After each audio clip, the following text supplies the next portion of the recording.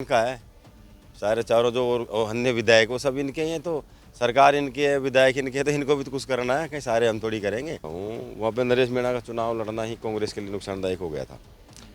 कांग्रेस के लिए नुकसान, वो सीट भी अपन जीतते और नरेश मीणा जी वहाँ सांसद थे। उन्होंने टिकट अपने हिसाब से दिए। नरेश भी ने भी वहाँ से टिकट मांगा था, या तो नरेश को टिकट देना चाहिए था वहाँ से। ये मान लो कि या तो हम कैंडिडेट थे, आज चुनाव आयोग है इसलिए हमने चुनाव लड़ लिया यार, नहीं तो ये ऐसी स्थितियाँ थी या ऐसा कांड नहीं हुआ। लेकिन नरेश एक युवा जो उसका लड़का है, उसको उसको कहाँ सहन होगा, उसको मैं रह गए। लेकिन मैं मानता हूँ नया लड़का है, उसको इस तरीके से हमें ज़रूरत भी है। मैं तो मानता हूँ कांग्रेस पार्टी में वैसे लड़कों की ज़रूरत, तो मैं मानता हूँ कि कहीं न कहीं बैलेंस नहीं बना पाया वो इसमें, और निर्दलीय विधायक रह गया तो इसलिए थोड़ा बैलेंस नहीं बना पाया। तो मैं मानता हूँ आने वाले समय में सभी ये सब ठीक कहीं न कहीं सेट हो जाएंगे। मैं तो ये मानता हूँ अगर रविंदर को हमारी कांग्रेस में आ जाना चाहिए, हमको ऐसे लड़कों की ज़रूरत है। आज हमारे साथ में मौजूद हैं दौसा विधायक दीनदयाल बैरवा।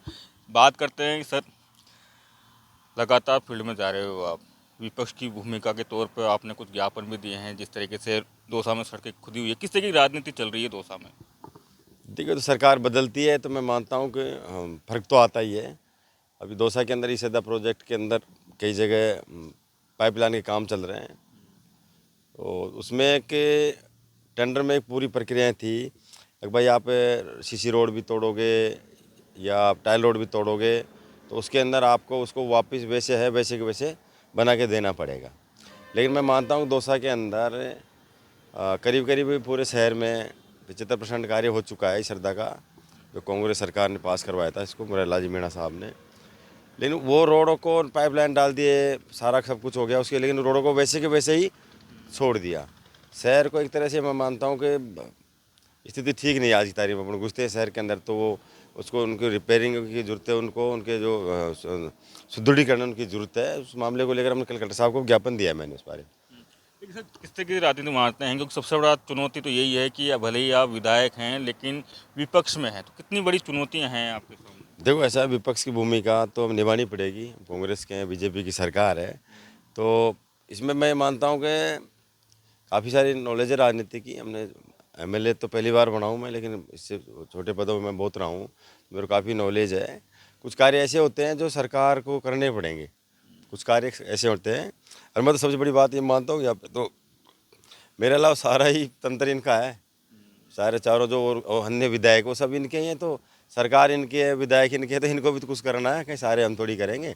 हम तो इनके दिखाना चाह रहे हैं कि चल हमने ज्ञापन दिया है इनको। यार कम से कम नहीं, इतना दौसा के लिए पानी की व्यवस्था करवा दी हम लोगों ने।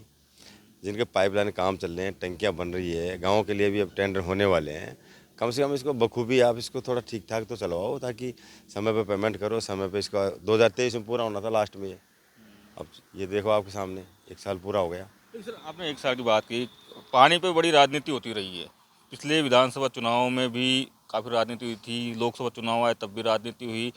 भागीरथ कौन बनेगा पानी दौसा का? भागीरथ दौसा का भागीरथ मुरारी लाल मीणा बनेगा। मुरारी लाल जी मीणा साहब की सोच थी दौसा के अंदर इस सदा का पानी लाया जावे।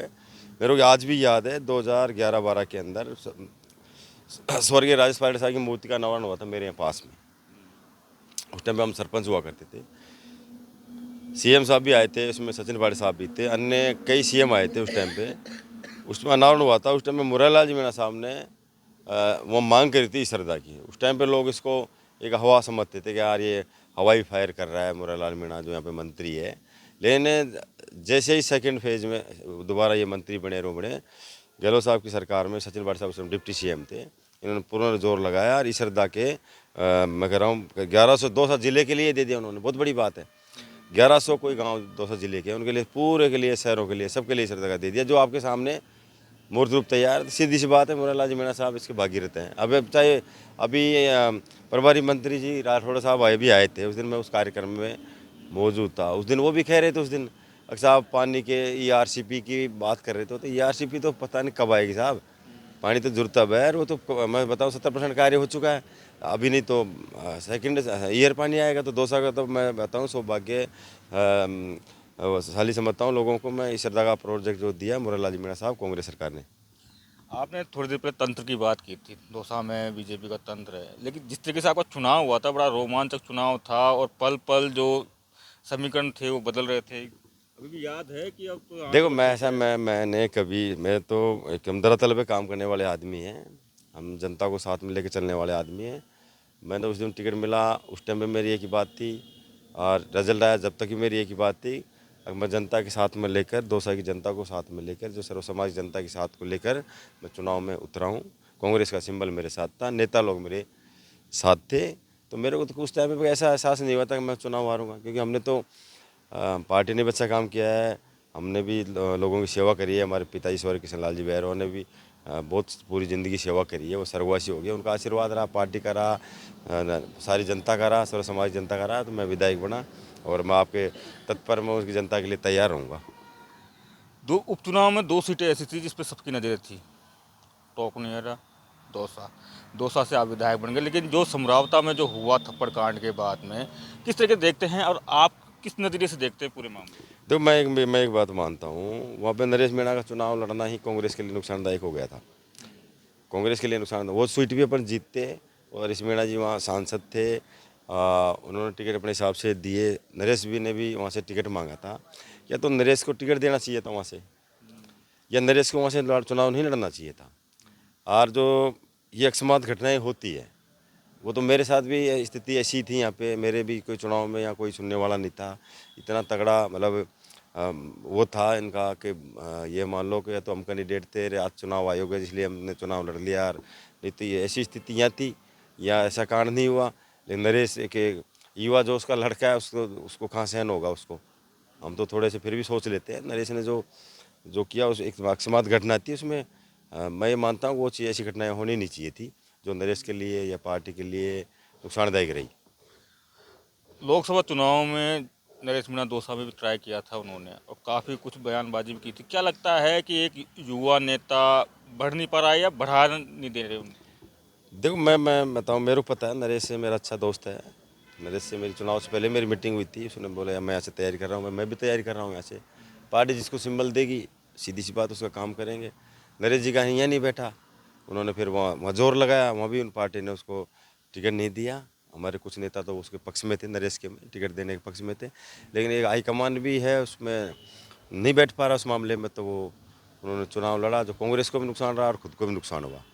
दूसरी तरफ रविंद्र सिंह भाटी हैं बाड़मेर से, वो भी काफ़ी चर्चाओं में रहते हैं। किस तरह की देखते हैं उनकी राजनीति, क्योंकि काफ़ी लोकप्रिय भी हैं और जन मुद्दे भी वो उठाते रहते हैं? तो मैं बता दूं आपको, मैं एक रविंद्र भाटी, नरेश मीणा, ये युवा लड़के हैं, इनके पास ये अच्छी टीम है, और युवा जोश से काम करने वाले लड़के हैं ये लोग। इन्होंने, पार्टी ने इनको भी मौका दिया है, रविंद्र भाटी को मौका दिया है, एमएलए अभी चुनाव भी लड़ा उसने, लेकिन वो तो माइनस में रह गए। लेकिन मैं मानता हूँ नया लड़का है, उसको इस तरीके से हमें ज़रूरत भी है। मैं तो मानता हूँ कांग्रेस पार्टी में भी ऐसे लड़कों की ज़रूरत है, ताकि लेकिन जिस तरीके से रविंद्र सिंह भाटी हैं, ऐसा लगता है कि शायद बीजेपी के काफ़ी टच में रहते हैं, लेकिन उसके बावजूद भी वो निर्दलीय चुनाव लड़ते हैं। क्या लगता है आपको, एक तरफ नरेश मीणा कांग्रेस से चिटके हुए हैं तो दूसरी तरफ रविंद्र सिंह भाटी चिटके हुए हैं? तो मैं ऐसा ऐसा नहीं है कुछ भी, ज़्यादा उससे मेरी उठ बैठ तो नहीं, लेकिन मैं भी सुनता रहता हूँ, एक दो बार मिला हूँ पहले, तो उसकी सोच थी वो तो उसने बीजेपी को उसको शामिल भी कर लिया था चुनाव के बाद में, मेरे को जहाँ तक जो जानकारी है।